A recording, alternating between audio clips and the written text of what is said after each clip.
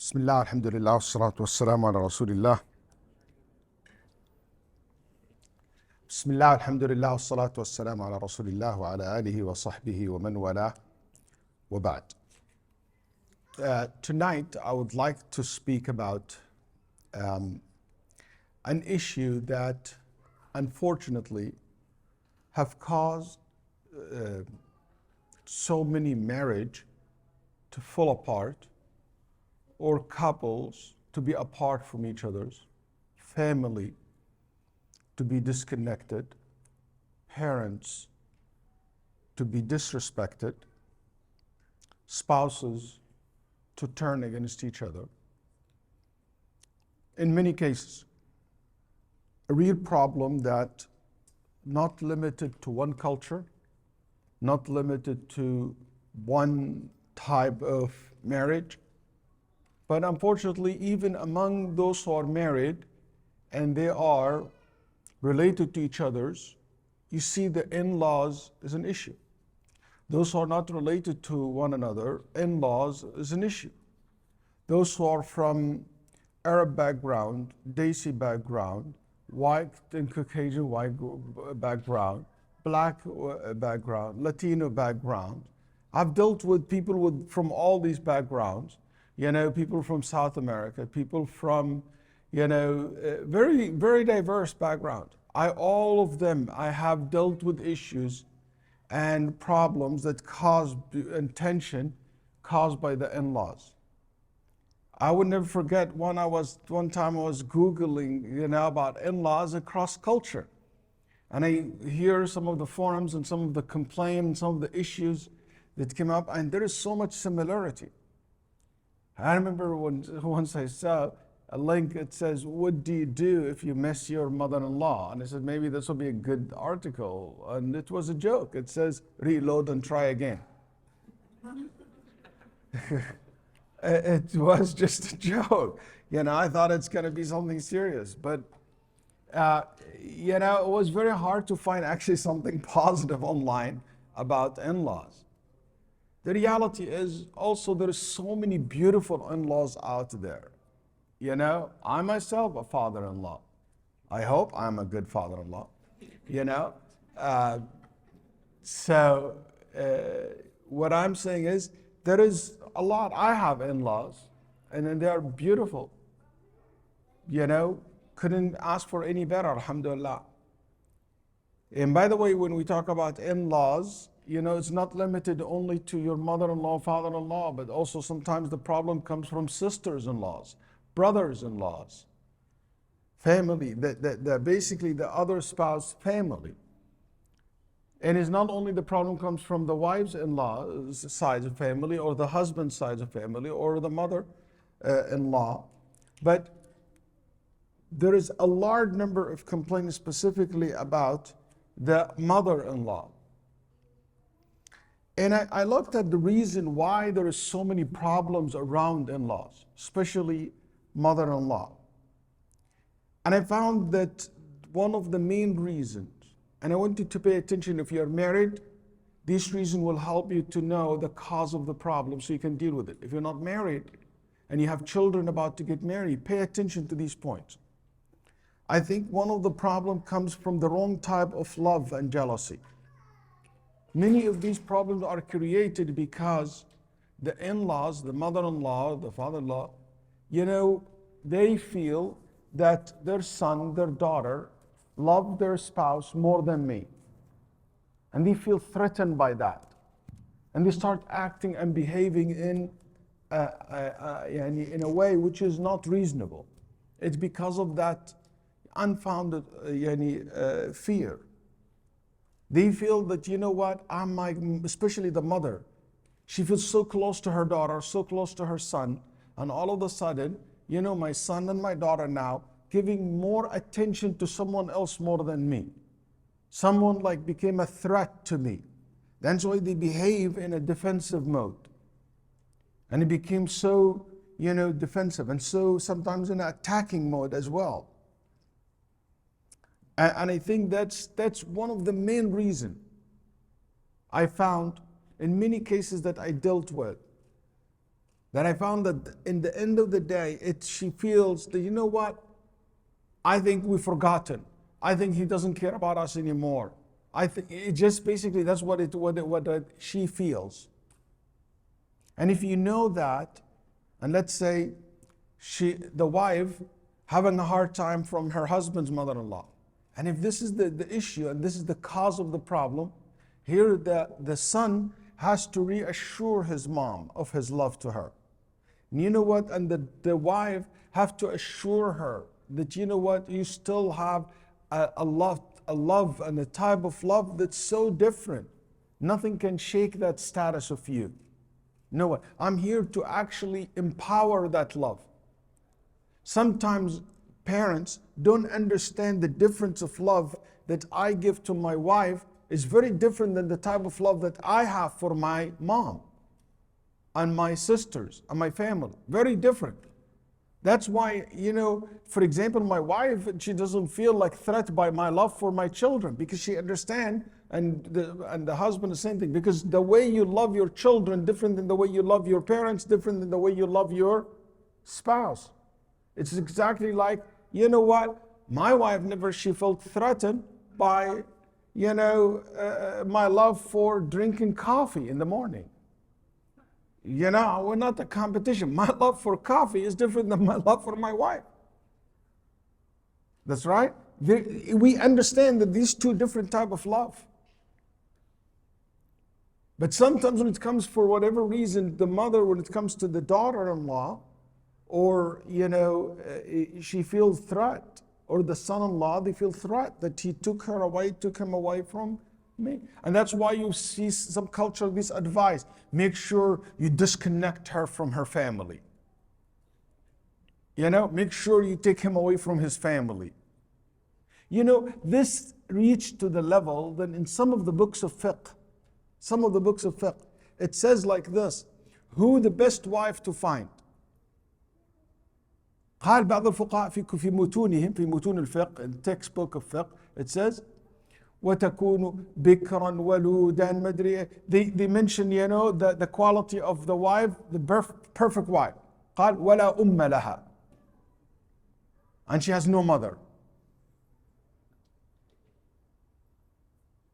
Unfortunately, because of that, so it is something that I feel there is a real issue, but also there is a lot of exaggeration. So one of the things, you start exploring the reasons behind that. And one of it can be the wrong understanding of the concept of love, and they feel jealous and they feel losing the love of their children. Also, another thing is not understanding the new stage of their children's life. And this is so important to understand. A lot of parents don't understand. They don't see their children growing up children. They just see them children. So their expectation of my son and my daughter after marriage almost equal to the expectation before they get married. So whenever I call them, I expect them to show up. So whenever, we used to have dinner all the time and you see them around all the time, I'm expecting to see them around me all the time. That's not the case. Your child or your son and your daughter entered a new stage in their life. And that new stage, it means that they will be busy. They will have family. They will have more. You have to adjust yourself to the new stage. You can't just think you can depend on your son and your daughter all the time, financially or for time-wise or for attention or whatever, service. You have to understand, exactly like I understand my son when he goes to college, he's not going to be the same like the way he was when he was in high school or middle school or elementary school.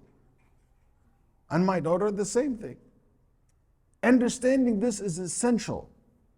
And I'll tell you from the get-go, from the beginning, make sure that the one who make them understand, make sure that they understand this before you get married. Make sure that if your parents are a kind of person don't understand, that you are in a different stage, you're now a working person, you're now, starting your life, they have to make sure you work with them to understand how their children goes a different stage, and each stage require different way of dealing with them and different expectation. Another reason, the fear of losing the relationship with their children. They hear all the stories. She's going to make him forget up. She's going to turn him against us. He's going to turn her against us. So there is so much fear.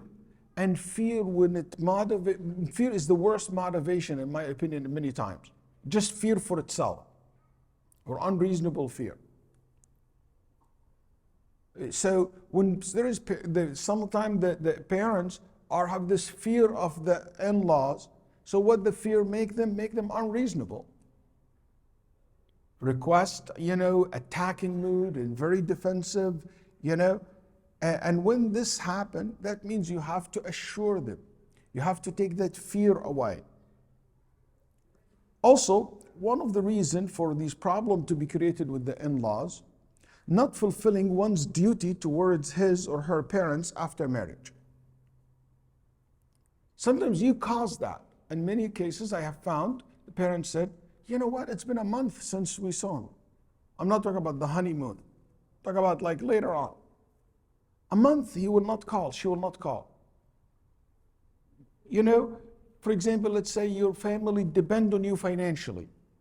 And after marriage, you cut them dry completely without talking to them. And you know that they need your help. So you see that there is some rights and duties of your parents, you start neglecting it. What happened? Because you're my son, because you're my daughter, I'm not going to accuse you. I'm going to immediately assume that your wife, your husband, is the one who making you away, turning you away, who's making you not to spend money on us, who's making you, don't care about us. Because I love my son, I love my daughter, I will always defend them. It's a natural thing.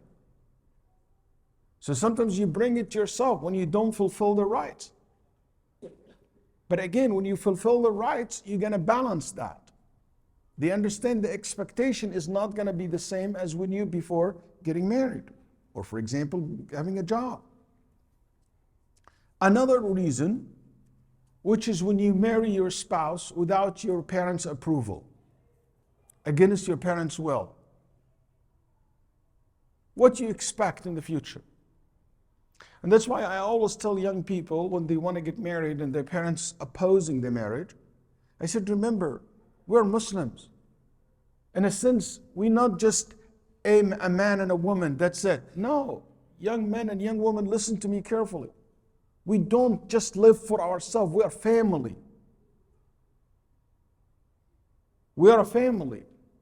You're not gonna cut your parents because you acquired a spouse. And I'll tell you from the beginning, there is no man and there is no woman worth giving up your parents for. Just keep that. There's no man and a woman worth that you give up your parents, or you sell them out, or you cut them off, or you drop them from your life for. And if somebody willing to drop his mom and his dad and forget about them for you, one day he will forget about you too. And I'm not talking about a special cases where the father is abusive, or the father is this or that. I'm not talking about that. Like, especially when it comes to sexual abuse and stuff like that. I'm not talking about this kind of like very rare cases or the random issue. I'm talking about like a normal relationship in the circle of norm. We're not going to be just me and my wife. It's not a nuclear family. Muslims are connected to their mother, to their father, to their in-laws. So you bring in the family together. So when you go against your parents' will, this is something that might cause friction in the future. And will always be something that in their heart. By the way, even if they agree later on, it still can be a problem. Some people said, you know what, maybe I will put them among Amr al-Waqa, as we said, I'm going to put them, the matter of the fact we are married now. So your parents find, you know what, I have no opinion about it. Some parents I have seen come along and things became better, but many of them, they still have that bitterness inside their heart. And it became, you need to triple the effort just to win the heart of these parents. Also, entering into the marriage while the in-laws already have preconceived negative opinion regarding the spouse. And that's so important, especially in the time of the engagement. So for instance,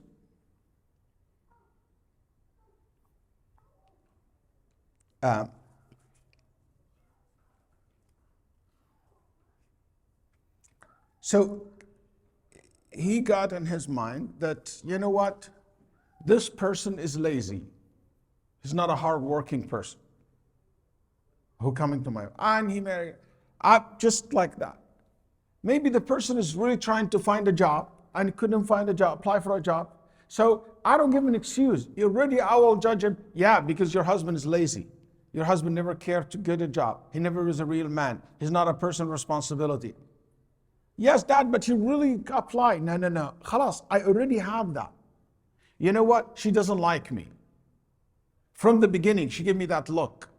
So khalas, the wife will be always filtered all her actions through that preconceived judgment. And I will always interpret your actions based on the frame that I put you in. So that's why it is so important when you get married, especially young, see a lot of young people here. Make sure you remember this. First impression is very important. Make sure that you have a good impression. So the parents will always see. And if you miss the first impression, it doesn't mean that you're doomed. Now, you always can reintroduce yourself. But make sure that you create the right frame for who you are. So if you can avoid any negative, character judgment in the beginning, do your best. And if there is a wrong judgment of your character, I think this should be addressed. And you should show the opposite of that through actions, not necessarily through words. طيب. These are tips for those who have problems with their in-laws. Number one,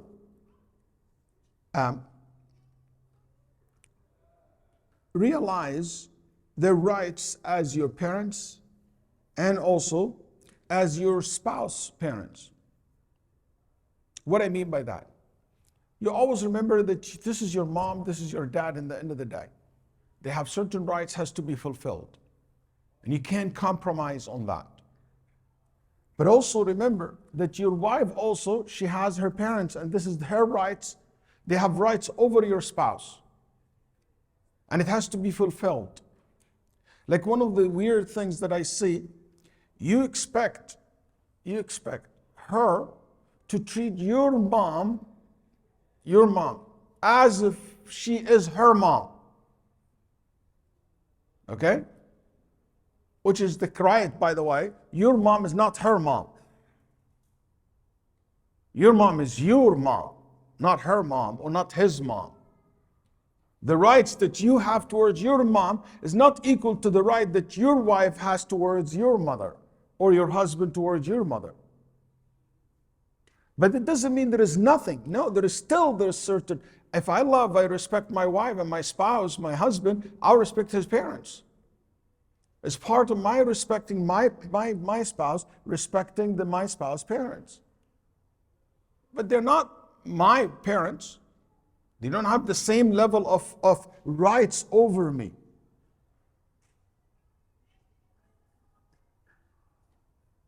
You have to cook for your mom, but your wife doesn't have to cook for your mom. You have to clean for your parents, but your spouse don't clean for your parents. If they do that, that's Jazakallah khair, thank you, that's nice of you. That's a good manner, but they don't have to. Some people have this notion that it is must. That's not, there's no Sharia said that. But the Sharia said have a best of manners, treat them nice, be good to them. And this is well established in the statements of the ulama rahimahullah from a very long time.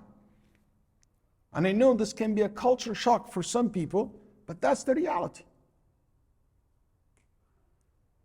Also, another thing is when it comes to their rights, you have some spouse, they try to not understand. Like for example, he will not support his wife to fulfill her rights toward her parents. And I see this more from husbands than wives.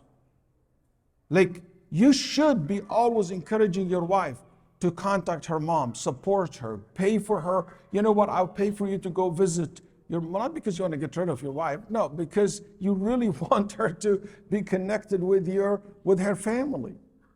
That's important for you to do that. You know, some people said, no, you know what? My mother, she's not type. Shaykh, you know, my mother-in-law, when she talked to my wife always comes filled with anger and problems and stuff like that. That does not justify for you to cut her from her mom. You can talk to your spouse, you can talk to your wife about it. You can't cut her off. That's haram.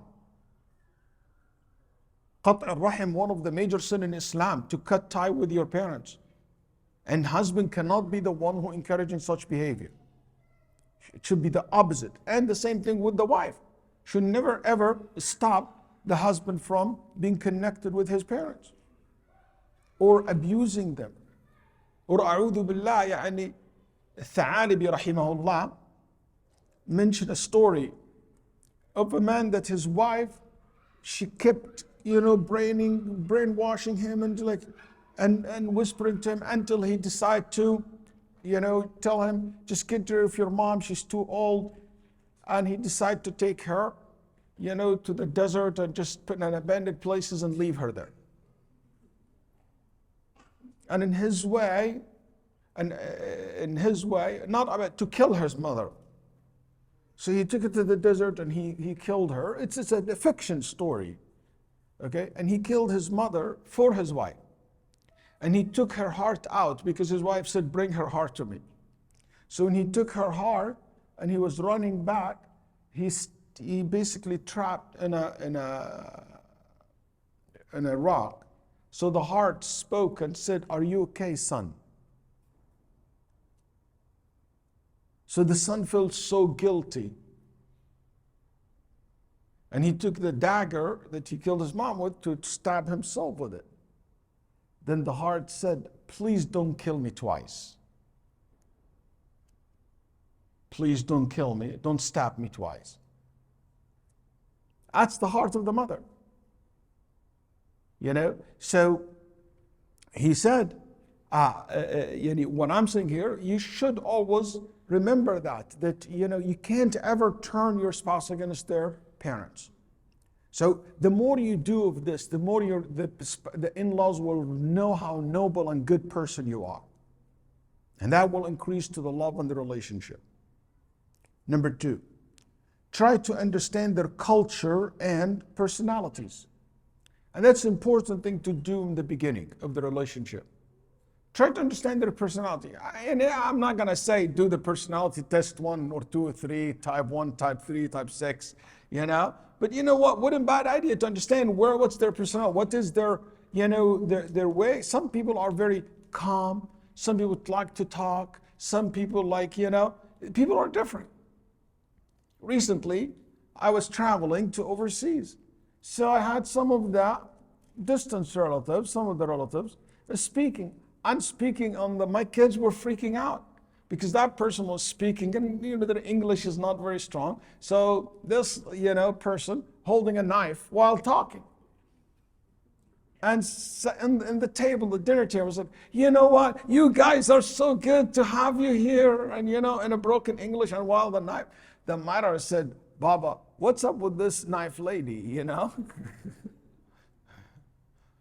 Lady knife, whatever, It's a culture shock. They don't mean that. Some people, when they talk like this. That can be a threat to some people. Hey, I got you. Oh, she's going to shoot me. You see, so it is, I don't understand the culture, especially if you come from a different culture. Understand? But this is also applied to the parents. If you're, for example, from a Desi culture, and your son married an Arab lady, the way the Arab culture treat their parents, very different from the way Desi treat their parents. And even among the Arab culture, there are subcultures. There's, for example, some culture when they see their parents, they have to kiss their hands. Some cultures, they kiss their heads. Some said, Assalamu alaikum, how are you doing back? That's it.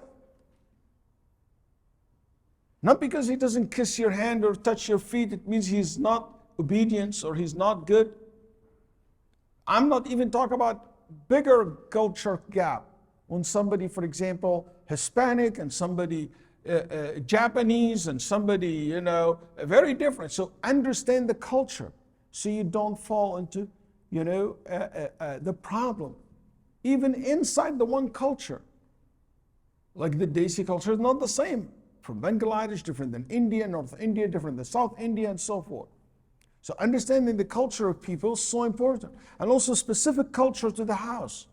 Maybe there is certain specific culture to this house. They used to 1, 2, 3. Understanding this will help you a lot to connect faster. Also, كما قال الأصمعي 9 أعشار معاملة الناس على التغافل. 9 of 10. That's how they present it. Your success with people is based on let it go. Let it go. Out of 10 things, 9 you should let it go. And I say, let small things go. Don't pick a fight over everything. But it has to be things you can't let go. There is red lines that cannot be crossed. And when it's crossed, it's very hard not to be crossed later on. It's a red line. I cannot let my father yell at my wife. My mother yell at her. Rather hit her, for example, or yell at her. No, maybe I yell at my wife, but you don't. My father, my parents don't. I tell my wife what to do. That's my wife. Make sure this is understood, and this cannot happen again. Or, for example, using false language. These certain things cannot be done. And these can be, in the beginning, if you let it go and you're scared to speak about it, it will become a much, much bigger problem down on the road. It's much easier to deal with it in the beginning than in the end. That some parents is speaking, for example, about even that intimate relationship. They involve themselves in it. No. And that's, unless there is a need for that, like a problem or advice or something like that. But some people involve themselves to the most personal thing. Also, but for the small things, let it go. Not every time. You know what? Your mother that day, made a comment. Khalas, you don't need to pick a fight over everything. Also, understanding the parties' limit for once of the marriage, from the beginning of the marriage. As I said, for example, you know what? My father smokes. It has to be clear from the beginning. You know what?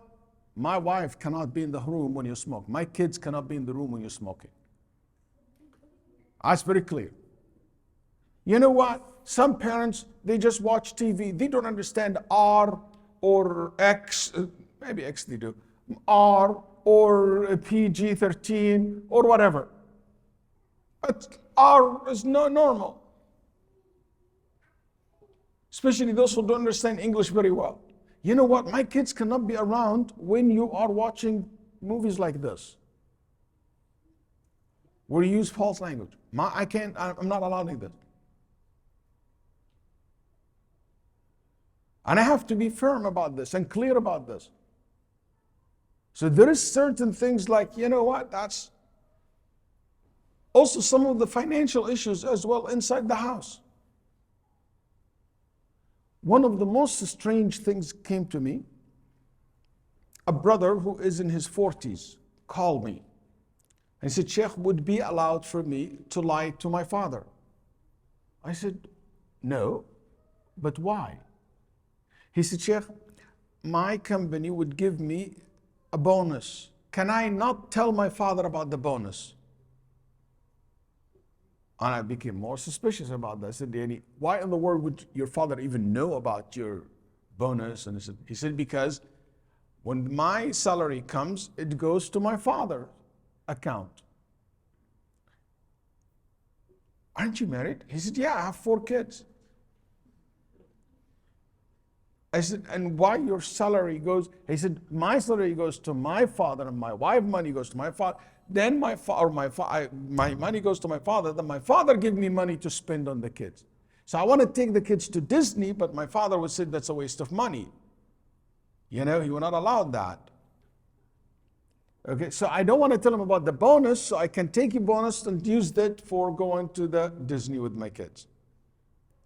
So his father, I know his father. And he said, why your father demand that? He said, because the Prophet ﷺ said, أَنْتَ وَمَالُكَ لِأَبِيكَ. You and your wealth belongs to your father.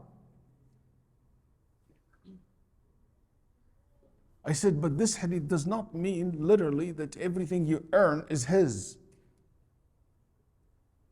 Because if you die today, your money will not be automatically all of it goes to your father. It will be inheritance divided between your children. So that means it's your money, not your father's money.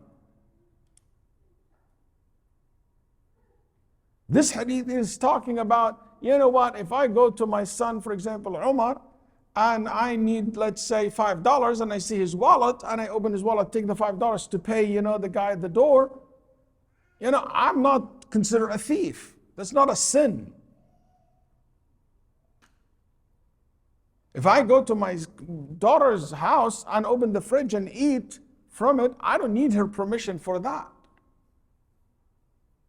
I need a permission to go to some stranger's house and eat from their fridge.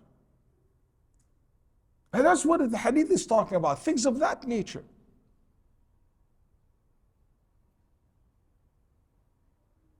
But to say that the whole entire salary goes, that's just, for me, these are things has to be from the beginning. But if you open the door, you have to put a limit.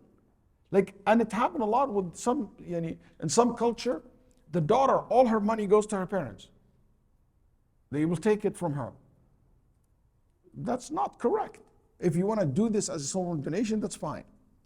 Also, my advice, do not involve in-laws in all details at your home. Keep a healthy destiny. But don't involve them in all the details. Because if you involve them in all the details, they think that they have to be involved in every details. And that's where always the devil in the details. Another point, live in a separate homes. It is your spouse's right to live in a separate home. You know what? I advise every parent, I advise every children, don't live with your children. Don't live with you, no matter how the nice person you are. That's their right to experience an independent life. In the end of the day, there is one man and one woman in the house. I'm not talking about exception rules where the parents need medical attention. If you can be an independent, don't live with your children. Live near them, that's fine. But don't live with them.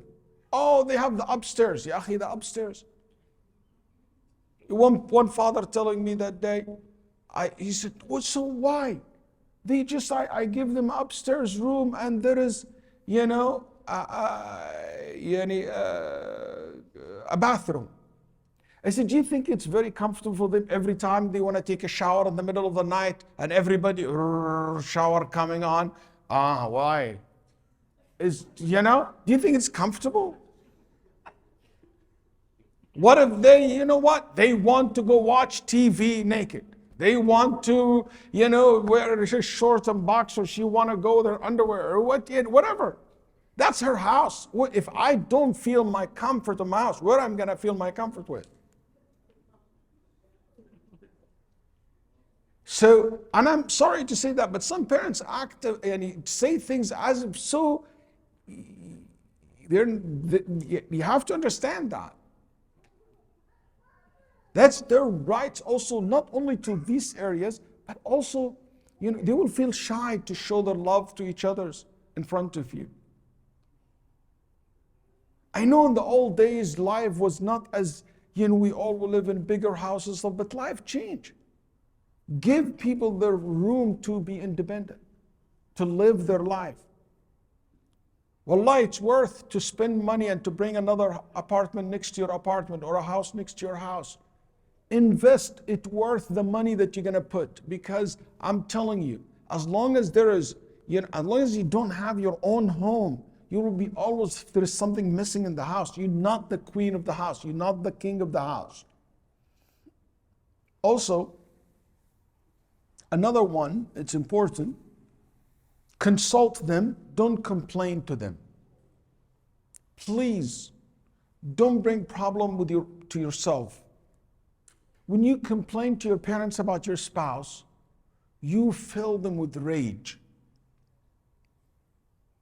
And if I go and complain about my wife to my mom will be, okay. But inside her heart, she will have something against my wife. And it will build up.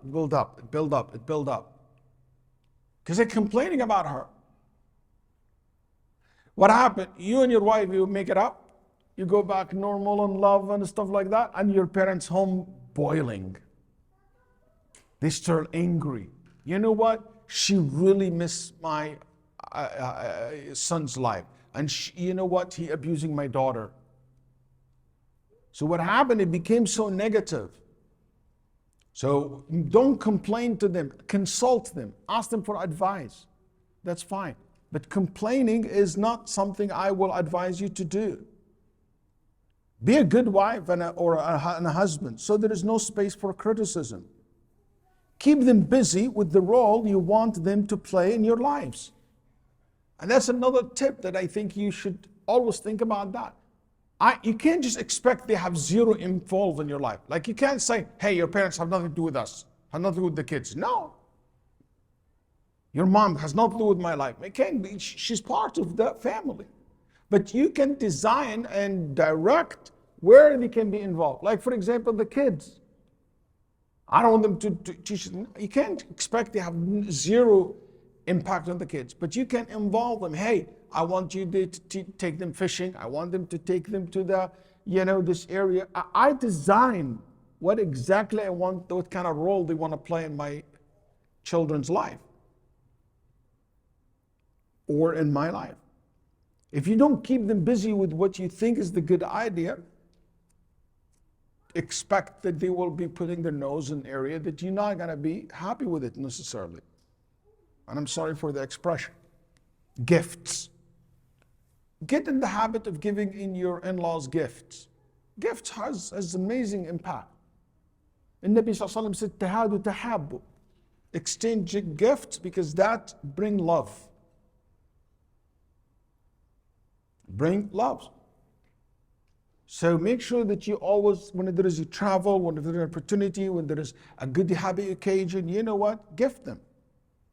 Visit them often, but not too often. Sometimes keeping a distance and a little bit of gap. Al-Hasan al-Basri said, "Zir ghubban tazdad hubba."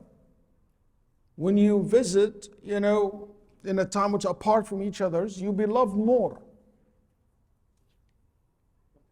So one of the things that I will advise is, be in contact with them.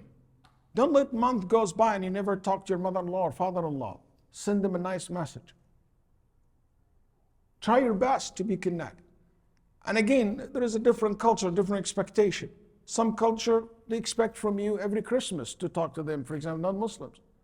Or every Thanksgiving, or every, New Year, stuff like that. That's the time where family connect. But there is no Muslim in-laws, who expecting from you every month, every week, every whatever. That's part of studying their culture. Visit, go travel to them, spend time with them, invite them to come. But when you invite them to come, also clear, because some of the problem, one sister told me, my mother-in-law comes and she lived with us 9 months a year. طيب ما خلاص بقى إن شاء الله كمليها 12 months. 9 months is a lot of time, and the house is not meant for someone to live as a guest for 9. That's not a guest, that's some moving on.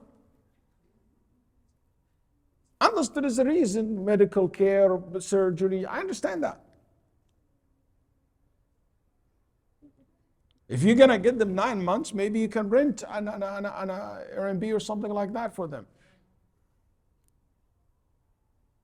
And there is nothing wrong with being honest about it. There's nothing to do with not loving them, not being familiar. No, because the nature of life today is different. If it's temporary, it is temporary. Be patient with it. And that's another tip, be patient. Sometimes, you know what, my mother, she just want to stay 6 months. You know what, it's not going to be all the time. This is 6 months, you have to be patient with it. This is 2 months, be patient with it. Learn how to, to have sabr. But while you're requesting from your spouse to be patient, you have to show support. Another one, be forgiving and just. And that's for both sides. The in-laws, the father and mother-in-laws or sisters-in-laws, or the spouse as well. Be fair and just with them. And also be willing to forgive. And forgiving is not a one-time thing. It's an ongoing process. One time I was telling somebody about, khalas, forgive her. She said to me, a sister, she said to me, but she wronged me. I said, I know. That's why I asked you to forgive her. You forgive those who wronged you. Who you forgive? The one who done good to you? You forgive those who have done something clearly wrong to you. And you forgive and you move on. And I always say, forgive and forget. And if you couldn't do both, do one of them. Will be sufficient. Go ahead. A quick 2 tips as well. One thing that somebody told me that it worked very well, and it take that jealousy and love, not understanding the nature of the love that you have towards your spouse versus your parents. Said I always ask my wife to praise my mom in front of me. I always tell my wife that I'm gonna, sometimes even they stage it, with all my respect, but they stage that. Like for example, his mom coming, and his mom's so proud of her. She makes the best biryani ever. She thinks her biryani is unmatched, okay? Or her, mansaf is the best mansaf. ينسف كل منسف. Okay? It's the best mansaf ever. So his wife makes that mansaf and make that, biryani. And he will eat and he'll say, you know what, sweetheart? Your mansaf is good. Your biryani is excellent. But in no way close to my mom mansaf.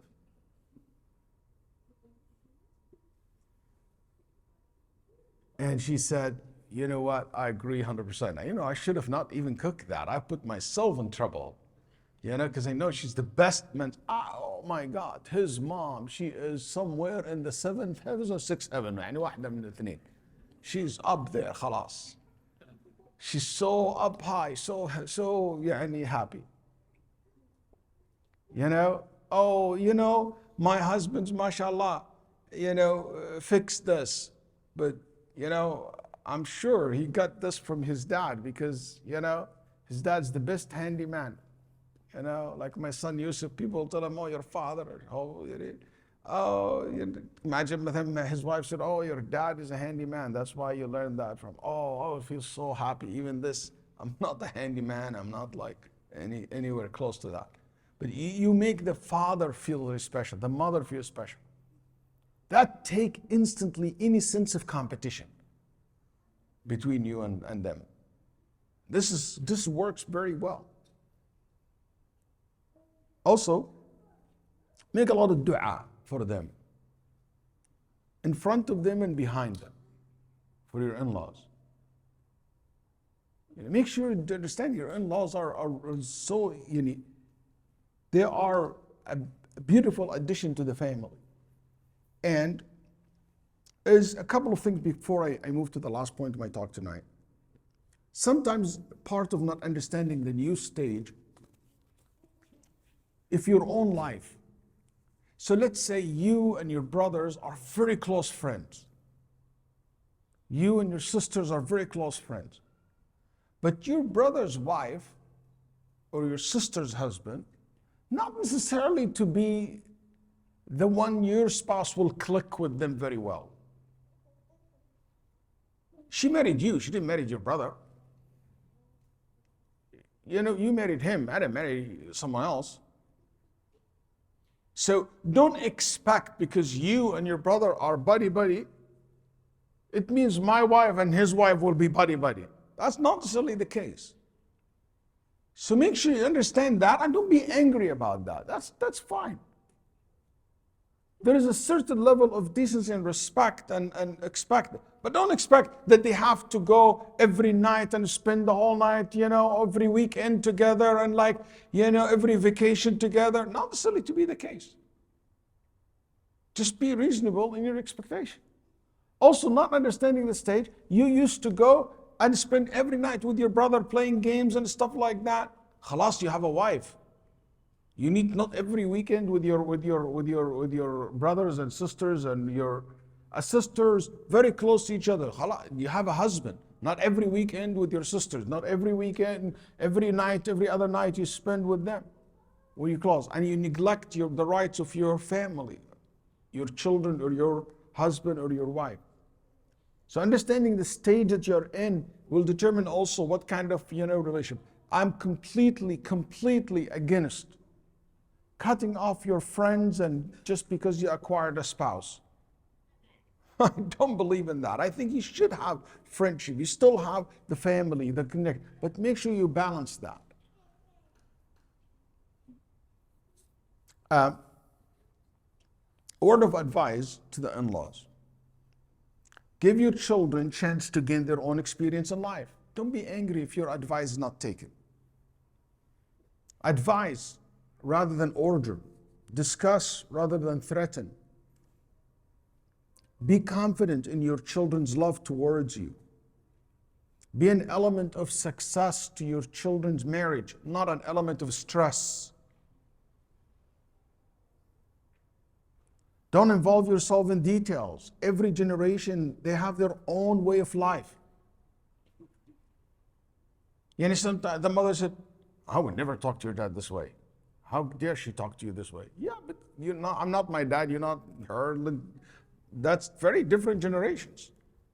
That's not a disrespect, it's just a different way of talking. My mom used to do this, my dad do this, my mom used to treat my grandparents. Every generation is different, every culture is different. Remember that you are not in competition with your son-in-law or daughter-in-law. You have higher and better status in your children's heart than anyone else because you are a parent. And make dua for them. Try to win them. Be nice. And we ask Allah subhanahu wa ta'ala to give success to all families and all those who are married, and to bring peace and tranquility between those who have struggle and differences and disagreements. Allahumma ameen. I will leave the rest of the time for your questions. If you have a question, comment, you're welcome. Okay. How can you deal with parents who are completely against marrying from outside the culture? One, you can approach that from a religious perspective.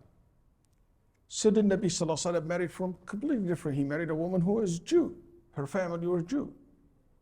Sallallahu Alaihi Wasallam. Married people from Quraysh, people outside Quraysh. Islam encouraged us. Allah subhanahu wa ta'ala said, شُعُوبًا وَقَبَائِلَ لِتَعَارَفُوا. Allah created us different race, different tribes, so we get to know each other. So tell them from an Islamic perspective, that's good. Number two, why I want from the same culture. We have to understand why parents want you to marry from the same culture. Number one, because the mother want to make sure that she can connect with her daughter-in-law. Can you imagine if my mom, for example, only speak Arabic and my wife only speak English? It will be difficult for them to connect. I understand that. If they are so close to each other, it's gonna be a barrier. So the mother will be so scared that this will lead to disconnect, a problem. She wants to have someone that she can talk to understand her culture. So you can tell her, don't worry, my daughter is very good in sign language. My wife is good in learning languages. My wife is just don't worry about that. Give her a sense of comfort about her fear. There's not language be a barrier in the beginning, but you know what? We can pick up that. My wife is very, adapting to culture, respect different culture. So why they want? They want because they want to make sure you're happy. You know what? I know my son. He's not going to be happy if somebody all the time give him pizza and canned food. My son needs good meals. I want to make sure that he marries someone who will do the pasta and the rice and the kushari and the thing, from the same culture. You can tell her, you know what? Don't worry, mom. Yes, I might marry someone not from the culture, but somebody similar to me. Somebody have similar culture to me. And I want to say to all the parents who can hear me tonight, you might be of Arab descent or Desi descent, whatever, or Hispanic, whatever your background is. The reality is your children are a mix of whatever your heritage is and Americans' culture. So my kids are not Arab, they are Arab Americans. My kids are not Hispanic, they're Hispanic Americans. My kids are not Pakistani, they're Pakistani Americans. Bengali Americans, Indian Americans. That's a unique culture. And American culture has a cross culture. So tell her then I will marry someone close to me. You want me to marry someone from overseas I cannot relate to at all. You might relate to her or to him, but I'm not going to be related to him or her. You want my success, you want my marriage to be successful. And you can. And also, I would say this. I don't think it is a correct way of approaching marriage to say, I'm not going to marry for someone from my culture. You tell them, I'm open to marry a girl who is from my culture. Let's say from Pakistan. I would love that. If I see someone really good match, I would love to do that. So you don't close the door for them. You know what? I would love to marry an African American, person, share with me the same culture. I'm open. I'm not a closed-minded. The point is not what's your background. The point is who I want to be married to, who I love, who I relate to, who I connect to, who's close to me. So maybe this kind of talk will help. Najm asked him a good question. He said, the hadith in Nabi sallallahu alaihi wasallam, where 3 people were stuck in a cave and a big, huge rock blocked the exit. So one of them said, Ya Rab, I used to always bring milk to my parents to eat, to drink from it. And one night I was late, and when I came back, my parents went to sleep hungry. They didn't eat, because that's the only food they have, that milk that he brings from the sheep or the cattle that he has. And he felt so guilty that he came late, that he said, I was standing next to their bed. I don't want to wake them up to eat, but at the same time, I don't feel comfortable just to go sleep and feed my kids and my family while my parents went to bed hungry. So he stood up right there, waiting for them to wake up so he can offer them the food, and after that, he can bring to the family. Until the kids sleep, and he spent the whole night waiting for his family and parents until the morning. Then they saw him. They said, why you spend the night? He said, I couldn't go to sleep or couldn't go away, and I don't want to wake you up. He said, Ya Rab, if you know that I did this for your sake, help us. So the rock moved a little bit. So Najm said, does that means that the rights of your parents comes before the rights of your children and spouse? I don't know any scholar ever comment on this hadith and drive rules from this hadith to say such thing.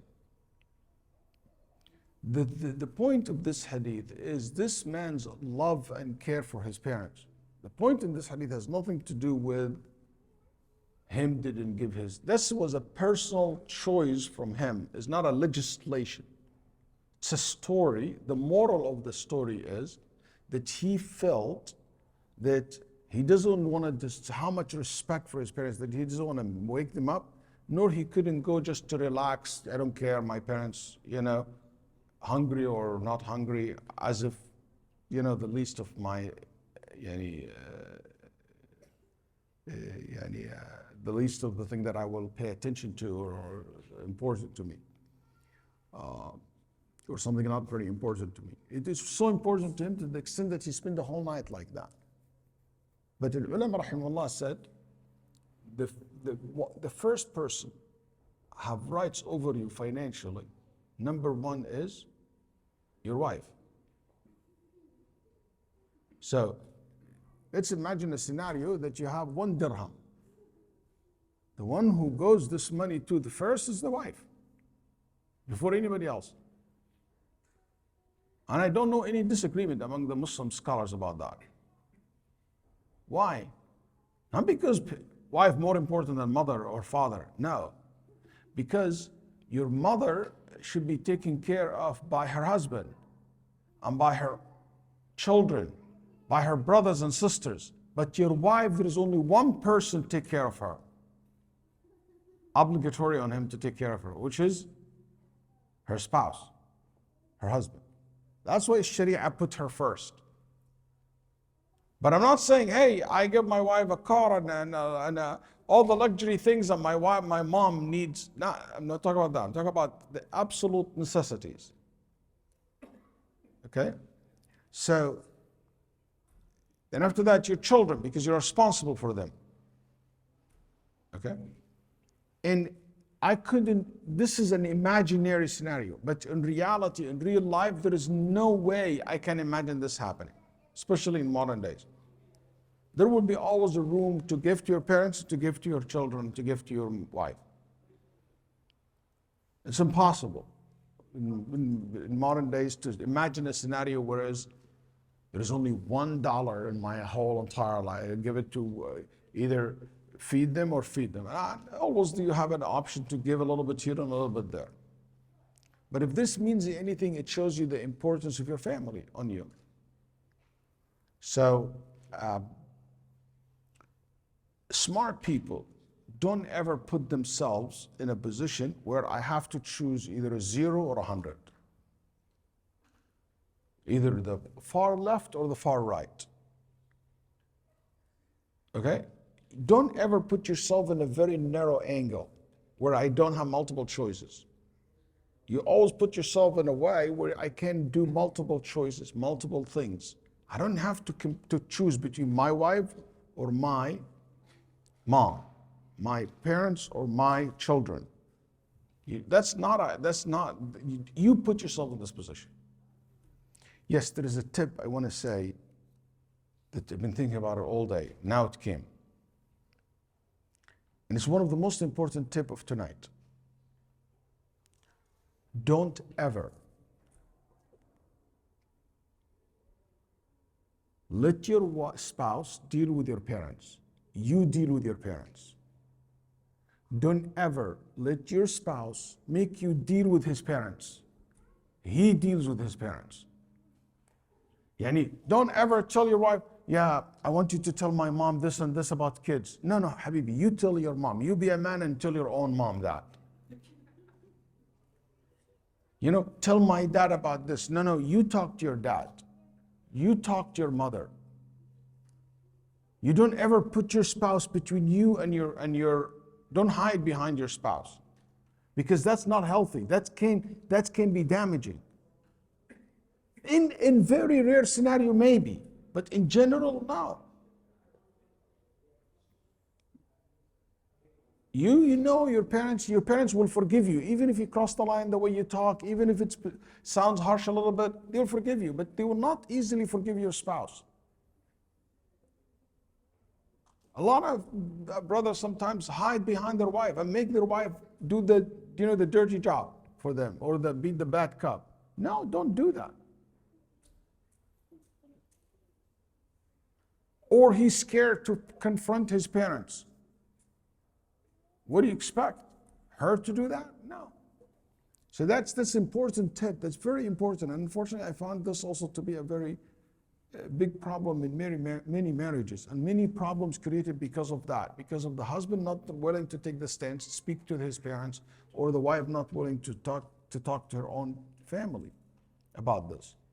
Your wife's not going to talk to your brother. You talk to your brother.